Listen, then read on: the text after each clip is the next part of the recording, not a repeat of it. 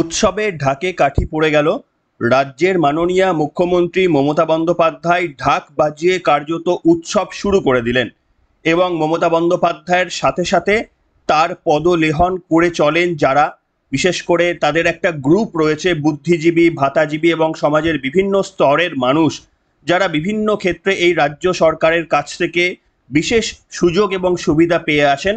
তারাও সম্ভবত মমতা বন্দ্যোপাধ্যায়ের সঙ্গে সঙ্গে উৎসবটা শুরু করে দিলেন এবং সেই ভিডিও দেখিয়ে আপনাদের শুরু করলাম একটা ছোট্ট ভিডিও। মমতা বন্দ্যোপাধ্যায় ঢাক বাজাচ্ছেন, আরও অনেক ভিডিও আপনাদের সামনে দেখাবো নিশ্চিতভাবে।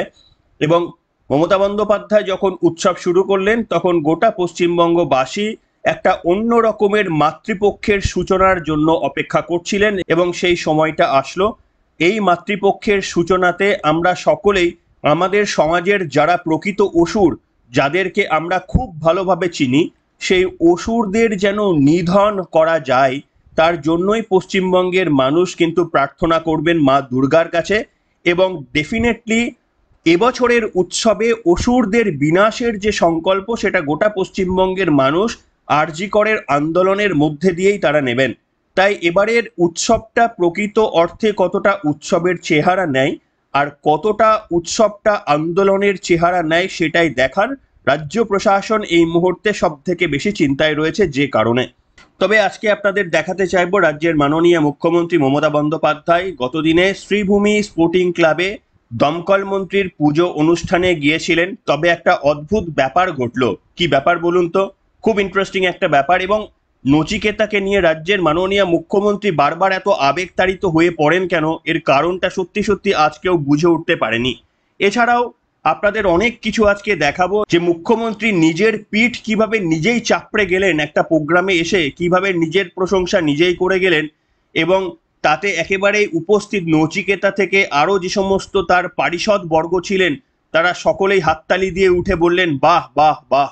সেই সমস্ত তথ্যই আপনাদের সামনে দেখাবো। নমস্কার, welcome to simple as ABC. আপনাদের সকলকে মহালয়ার শুভেচ্ছা জানিয়ে শুরু করছি আজকের পর্ব। দেখুন, এমনিতেই আমরা দেখেছি যে অন্যান্য বার রাজ্যের মাননীয় মুখ্যমন্ত্রী পিতৃপক্ষের মধ্যেই পুজো উদ্বোধন শুরু করে দেন এবং এবছরে অন্তত দেখলাম মহালয়ার আগের দিনই মমতা বন্দ্যোপাধ্যায় একটি অনুষ্ঠানে গিয়েছিলেন। আপনারা এটাও মনে রয়েছে বিরোধী দলনেতা বারবার কটাক্ষ করতেন মমতা বন্দ্যোপাধ্যায়কে মহালয়ার আগে পুজো উদ্বোধন নিয়ে। শুভেন্দু অধিকারী বিগত বছরগুলিতে প্রচুর কটাক্ষ করেছেন যে তিনি হিন্দু রীতিনীতি মানেন না, মাতৃপক্ষের সূচনার আগে পুজো উদ্বোধন করতে নেই এটাও তিনি মানেন না, এরকম বিভিন্ন অভিযোগ শুভেন্দু অধিকারী করতেন। আর আজকে মমতা বন্দ্যোপাধ্যায় একটা অদ্ভুত কথা বললেন। মমতা বন্দ্যোপাধ্যায় বলছেন শ্রীভূমি স্পোর্টিং ক্লাবে গিয়ে যে আজকে আপনাদের সামনে এসেছি কিন্তু পুজো উদ্বোধন করতে নয়। তার কারণ আমি জানি যে পিতৃপক্ষে পুজো উদ্বোধন করতে নেই, সে জ্ঞান আমারও আছে, ধর্মটা আমিও জানি। এই বক্তব্য মুখ্যমন্ত্রী বললেন এবং আমি অবাক হয়ে যাই আপনাদের মতো করে যে একজন রাজ্যের মাননীয় মুখ্যমন্ত্রী কি করে এই ধরনের বক্তব্য বলেন যে বক্তব্যের সঙ্গে বাস্তবের কোনো মিল নেই। কেন আপনাদের দেখাবো, তার আগে মুখ্যমন্ত্রী কি বললেন। সম্ভবত শুভেন্দু অধিকারীর ধর্মীয় গুতো খেয়েই মুখ্যমন্ত্রীর এই বোধোদয় বলেই অনেকে মনে করছেন। শুনুন মমতা বন্দ্যোপাধ্যায়ের বক্তব্য। আপনারা জানেন আজকে আমি পুজো মণ্ডপ উদ্বোধন করি না, কারণ আগামীকাল থেকে মাতৃপক্ষ শুরু হবে। মহালয়ার পরে সে কাজটা আমি করি। আজকে মণ্ডপের উদ্বোধন না হলেও আগামীকাল হবে। আমি সেই জন্য নামটা দিয়েছিলাম উৎসব উৎসাহিত। কারণ অনেকে বলবে এটা নিয়ে ন্যারেটিভ শুরু করে দেবে, পিতৃপক্ষে মমতা ব্যানার্জি উদ্বোধন করে দিয়ে এলেন, অত বোকা মমতা ব্যানার্জি নয়, এইটুকু অন্তত বোঝে। ধর্ম কর্ম সম্বন্ধে যথেষ্ট জ্ঞান আছে। কারণ আমার বাবাকে সবাই পণ্ডিত মশাই বলতেন, রোজ চণ্ডীপাঠ করতেন, এসব ছোটবেলা থেকে দেখে আমি অভ্যস্ত। শুনলেন বন্ধুরা, মমতা বন্দ্যোপাধ্যায় বললেন যে আমার ওটুকু জ্ঞান রয়েছে, পিতৃপক্ষে পুজো উদ্বোধন করতে নেই সেটুকু জ্ঞান রয়েছে। আশা করি যেটুকু স্মৃতি থেকে মনে রাখতে পারছি যে গতবারে মুখ্যমন্ত্রীর পায়ে কোনো সমস্যা হয়েছিল, ভার্চুয়ালি তিনি পুজো উদ্বোধন করতেন এবং তার আগের বছরগুলিতেও সম্ভবত তিনি মহালয়ার আগে থেকে কিন্তু পুজো উদ্বোধন করতেন। আমি একটু সংবাদ মাধ্যমগুলোর দিকে চোখ রাখলাম, পুরনো সংবাদ মাধ্যম থেকে যা তথ্য পেলাম দেখলাম যে আমার স্মৃতি খুব একটা বিট্রে করেনি আমার সঙ্গে। দেখুন আপনাদের দেখায় এই সময়ের একটা পত্রিকা 11ই অক্টোবর 2023 সালে লেখা রয়েছে, এখনো সারেনি চোট, মহালয়ার আগেই ভার্চুয়ালি পুজো উদ্বোধনে মুখ্যমন্ত্রী। কাজে এখান থেকে বুঝতে পারছেন যে মমতা বন্দ্যোপাধ্যায় কিন্তু মহালয়ার আগেই পুজো উদ্বোধন করেছিলেন। এবং আরও একটা আপনাদের দেখাই এবিপি আনন্দেতে কি লেখা রয়েছে, সংবাদের শিরোনাম হচ্ছে ভার্চুয়ালি প্রায় 800 পুজোর উদ্বোধন মমতার, হিন্দু সমাজের লজ্জা কটাক্ষ শুভেন্দুর। এটাও 13ই অক্টোবর 2023-এ প্রতিবেদনটা এসেছে এবং আপনাদের একটু পড়ে শোনাই। দেখুন, আশাবুল হোসেন এবং বিটন চক্রবর্তীর একটা রিপোর্ট, সেখানে লেখা রয়েছে মহালয়ার দুদিন আগেই শারদোৎসবের সূচনা শুরু করলেন মুখ্যমন্ত্রী।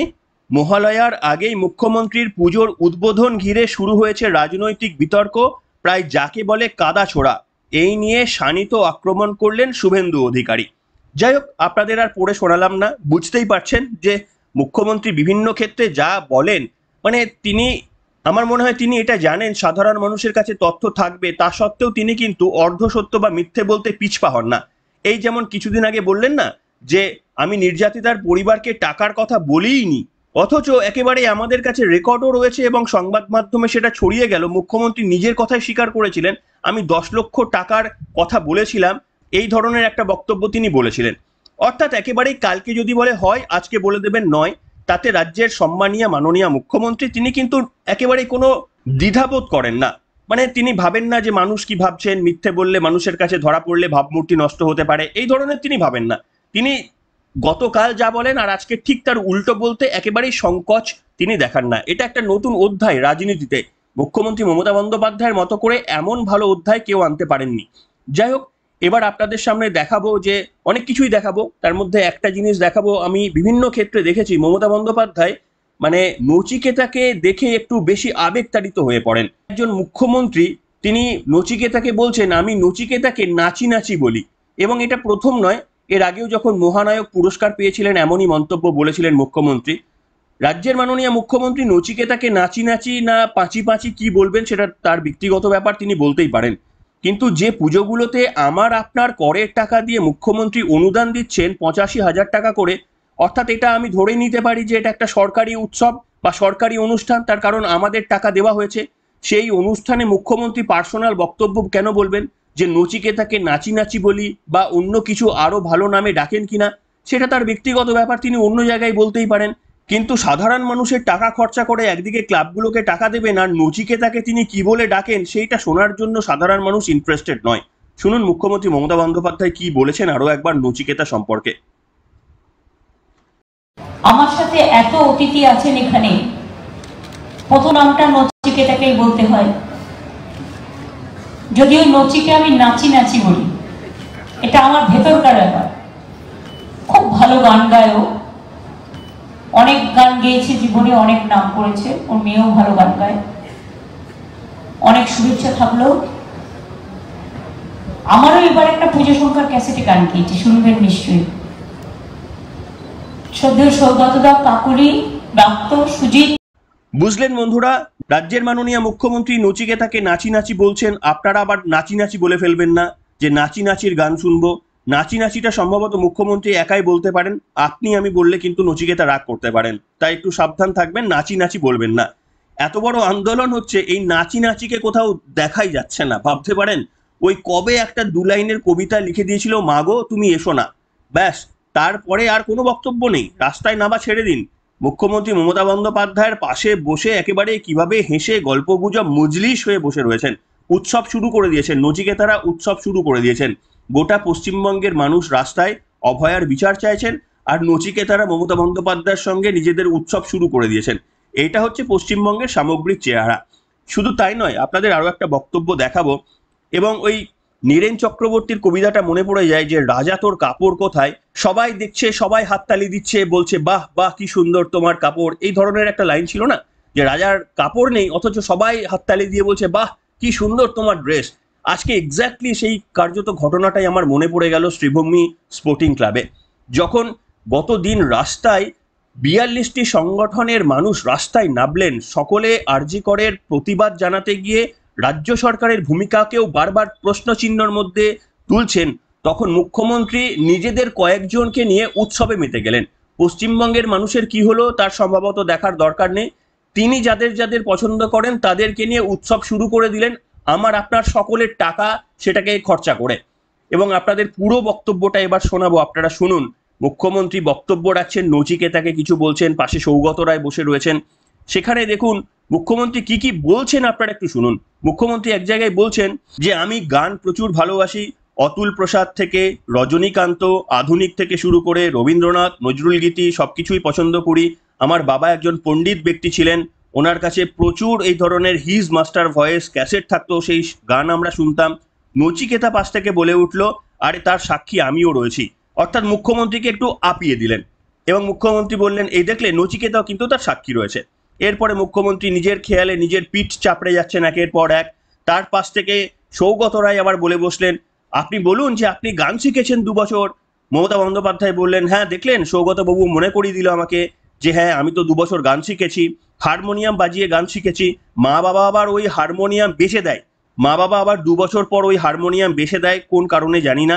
এবং মুখ্যমন্ত্রী বলছেন কিরকম ভাবে নিজের পিঠটা চাপড়াচ্ছেন শুনুন। মমতা বন্দ্যোপাধ্যায় তিনি বলছেন যে আমি যেরকম গান গাইতাম না, ওই 2 বছরে যেরকম গান গাইয়েছি আমি, এখনকার শিল্পীরাও এতদিন গান শিখেও আমাকে হারাতে পারবেন না। মানে এই ধরনের একটা বক্তব্য রাখার চেষ্টা করলেন। তিনি নাকি 2 বছরে যা সারেগামা শিখেছেন আজকালকার দিনের শিল্পীরা সেটা করতে পারবেন না। উদাহরণ হিসেবে তিনি ইন্দ্রনীল সেনকে বললেন যে তিনিও নাকি সারেগামা বাজাতে পারেন না। শুনবেন পুরো বক্তব্যটা একসঙ্গে আপনাদের শোনাবো, শুনবেন। এটা হচ্ছে মুখ্যমন্ত্রীর বক্তব্য, নিজের পিঠ নিজেই চাপড়াচ্ছেন আর পাশে বসে ওই সৌগত রায় কিংবা নচিকেতা তারা মন্ত্রমুগ্ধ হয়ে যাচ্ছেন, হাসছেন। মানে ঠিক যেন নীরেন্দ্রনাথ চক্রবর্তীর ওই রাজা তোর কাপড় কোথায়ের মতো বাহ বাহ কি সুন্দর এরকম করে যাচ্ছেন আর কি। এবং তারপরে কি হলো, মুখ্যমন্ত্রী বলছেন যে আমি প্রচুর গান লিখেছি, আমি 100টা সিডি বার করেছি, দেখবেন আপনারা গানগুলো শুনবেন। এবং নচিকেতাও গান গেয়েছে। অর্থাৎ এই গোটা পর্বটা তিনি সাধারণ মানুষের টাকা খরচা করে একদিকে ক্লাবগুলোকে দিচ্ছেন, আর অন্যদিকে তিনি সেই অনুষ্ঠানের উদ্বোধন বলবো কিনা জানি না, যাই হোক সেই অনুষ্ঠানে এসে তিনি একেবারে নচিকেতাদের প্রশংসা করছেন আর নিজেরই প্রশংসা করে যাচ্ছেন। অথচ পয়সা দিচ্ছি আমি আপনি পয়সা দিচ্ছি 85,000 টাকা করে রাজ্যের মুখ্যমন্ত্রী আমার আপনার কাছ থেকে ওই ট্যাক্সের টাকা থেকে তুলে তাদেরকে দিয়ে দিচ্ছেন, যেটা আমাদের প্রবল আপত্তি রয়েছে। এবং মুখ্যমন্ত্রী সেই অনুষ্ঠানে গিয়ে একেবারে নচিকে নাচি নাচি বলছেন আর নিজের পিঠ চাপড়ে বলছেন দেখো আমি কি গান গেয়েছি, আর নাকি এইরকম কেউ গান করতে পারেন না এখনকার শিল্পীরা, আমি যা সিডি বার করেছি সেগুলো শুনে দেখো, এইরকম নিজের আত্মপ্রচার করে গেলেন। আসুন একটু লম্বা বক্তব্য যেটা বললাম দেখবেন প্রত্যেকটাই, আমি তো এক্স্যাক্টলি মমতা বন্দ্যোপাধ্যায় কি বলেছেন ওয়ার্ড টু ওয়ার্ড বলতে পারিনি, ডেফিনেটলি 19-20 হয়েছে মমতা বন্দ্যোপাধ্যায়ের কথার সঙ্গে। তাই এক্স্যাক্টলি কি বলেছেন মুখ্যমন্ত্রী মমতা বন্দ্যোপাধ্যায় এই পুরো বক্তব্যটা একটু শুনুন, কান দিয়ে শুনুন। আর নীরেন্দ্রনাথ চক্রবর্তীর ওই কবিতাটা একটু মনে করার চেষ্টা করুন যে রাজার কাপড় নেই অথচ স্তাবক বৃন্দ বলছেন বাহ বাহ দারুণ দারুণ, আপনার কি সুন্দর ড্রেস। ঠিক যেন ওই কবিতাটা আপনারা মনে পড়ে যাবে। এই ঘটনাটা দেখুন আপনারা। আজকে মণ্ডপের উদ্বোধন না হলেও আগামীকাল হবে। আমি সেই জন্য নামটা দিয়েছিলাম উৎসব উৎসাহিত। কারণ অনেকে বলবে এটা নিয়ে ন্যারেটিভ শুরু করে দেবে, পিতৃপক্ষে মমতা ব্যানার্জি উদ্বোধন করে দিয়ে এলেন, অত বোকা মমতা ব্যানার্জি নয়, এইটুকু অন্তত বোঝে, ধর্ম কর্ম সম্বন্ধে যথেষ্ট জ্ঞান আছে। কারণ আমার বাবাকে সবাই পণ্ডিত মশাই বলতেন, রোজ চণ্ডীপাঠ করতেন, এসব ছোটবেলা থেকে দেখে আমি অভ্যস্ত। আর গানের প্রতি আমার নেশা আছে, তার কারণ আমাদের বাড়িতে একটা হিজ মাস্টার ভয়েস ছিল, বড় রেকর্ড প্লেয়ার। এমন কোনো গান নেই, রেকর্ড নেই যা বাবা কিনতেন না, আর সেগুলো বাবাও শুনতো, সাথে সাথে আমিও শুনতাম। তাই আমার পিছনে হলো 1000-এর উপর গান মুখস্থ। নচি বলছে আমি তার সাক্ষী। একদম অতুল সঙ্গীত থেকে শুরু করে, অতুল প্রসাদ থেকে শুরু করে, রজনীকান্ত থেকে শুরু করে, লোকগীতি থেকে শুরু করে, কীর্তন থেকে শুরু করে, রামপ্রসাদ থেকে শুরু করে, আধুনিক থেকে শুরু করে, চলচ্চিত্র থেকে শুরু করে, রবীন্দ্রসঙ্গীত, এ তো আছেই, এটা আমাদের হৃদয়ে হৃদয়ে আছে। দোলাও দোলাও দোলাও আমার হৃদয়, ওসব ভুলে যাবে। সৌগত মনে পড়ে দিচ্ছে তুমি ছোটবেলায় গান শিখেছিলে। হ্যাঁ আমি শিখেছিলাম 2 বছর, বেশি না। তারপরে বাবা আমার হারমোনিয়ামটাই বিক্রি করে দিলেন। কিন্তু এই 2 বছরে যা শিখেছিলাম তাতে আমি সারেগামাপা অনেক ভালো শিল্পীদের থেকে বাজাবো। তার কারণ হচ্ছে ইন্দ্রনীলকে আমি জিজ্ঞেস করেছি, হ্যাঁ ইন্দ্রনীল বাজাও, বলে আমি তো বাজাই না, আমি গাই। এখন তো কত শিল্পী আছেন, তাদের কত রকম বাদ্যযন্ত্র বেরিয়েছে, কত সিস্টেম বেরিয়েছে, গলা খারাপ হলে গলাটাও ঠিক করে দেয়। কিন্তু আমাদের রিডিংটা শিখতে হয়েছিল, সেই জন্য গানের প্রতি একটা ঝোঁক বরাবরই আছে। নাইবা হলাম শিল্পী, একটু একটু ছোঁয়া তো লাগতে পারে, মানে একটুকু ছোঁয়া লাগে, একদম নয়। না, আমার গানগুলো সবাই গায়, আমার প্রায় 100-র উপর গান অলরেডি রিলিজ হয়ে গেছে। কালকেও জাগো বাংলার প্রোগ্রামে 10 জন শিল্পী গিয়েছেন, তার মধ্যে নচিকেতাও গিয়েছেন। নচি খুব ভালো গিয়েছেন, অবশ্যই শুনবেন। রাঘবও গিয়েছেন, অদিতি মুন্সিও গিয়েছেন, শিরাদাও গিয়েছে, ইন্দ্রনীলও গিয়েছে, দিবজ্যোতিও গিয়েছেন, 2 জন নতুন শিল্পীও গিয়েছেন। সুতরাং কালকেরটা কালকে তোলা থাকবে। আর এখন গাইব না এই কারণে, তাহলে আমাকে দেবীকে জাগাতে হবে, জাগো দুর্গা। আমি আজকে তো বলতে পারবো না, ওটা আমি কালকে বলবো। তাই এর জন্য আপনাদের কাছে ক্ষমা চাইছি, মার্জনা চেয়ে নিয়েছি। সবাই ভালো থাকবেন। দেখলেন বন্ধুরা, এই হচ্ছে সামগ্রিক পরিস্থিতি।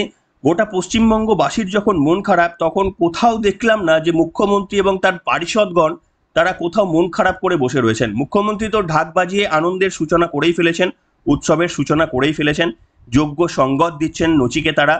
অর্থাৎ গোটা পশ্চিমবঙ্গর সুখটা যেন তারা নিয়ে নিয়েছেন, আর দুঃখটা গোটা পশ্চিমবঙ্গবাসীর আমার আপনার ওপর মুখ্যমন্ত্রী মমতা বন্দ্যোপাধ্যায়ের প্রশাসন আমাদের ওপর ছেড়ে দিয়েছেন। অর্থাৎ যা কিছু দুঃখ সেটা আমাদের, আর যা কিছু আনন্দ সেটা নিংড়ে তারা নিয়ে নেবেন। এইটা হচ্ছে সামগ্রিক একটা পরিস্থিতি, অত্যন্ত দুঃখের একটা বিষয়। আমি মনে করতে পারছি না ঠিক কোন মহালয়াটা আমাদের ঠিক এইভাবে কেটেছে। আপনারাও কি খেয়াল করে দেখতে পারবেন যে 34 বছরের তো সিপিএম আমল ছিল, নিশ্চিতভাবে সেটাও অনেক সমালোচিত একটা সময়, তারাও আমাদের বিরাট কোনো উচ্চতায় পৌঁছে নিয়ে যায়নি। কিন্তু অন্তত একটা মহালয়াও আজকের দিনের মতো, অন্তত সিপিএম এর আমলে আজকের দিনের মতো অন্তত ঘটেনি।